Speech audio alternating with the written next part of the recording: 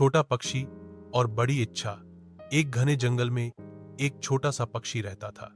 वह बहुत प्यारा था, लेकिन उसे उड़ना ज्यादा नहीं आता था।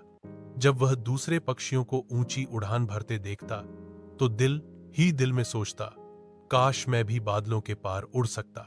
एक दिन उसने हिम्मत की और अपने छोटे पर फैलाए। वह थोड़ा उड़ा, लेकिन फौरन नीचे गिर गया। वह उदास हो गया। उसी वक्त एक बुढ़ा उल्लू उसके पास आया और बोला, बेटा, कामयाबी एक दिन में नहीं मिलती। हर दिन थोड़ा थोड़ा उड़ो, फिर देखना तुम भी आसमान को छू लोगे।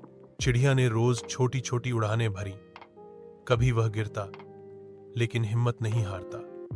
कुछ दिनों बाद वह इतना मजबूत हो गया कि पेड़ों के ऊपर से उड़ने लगा। जब पहली बार वह बादल के करीब गया तो खुशी से चहकने लगा। हिम्मत और मेहनत से सब सपने सच होते हैं। सबक: मेहनत और हिम्मत के साथ कोई भी मुश्किल आसान हो जाती है।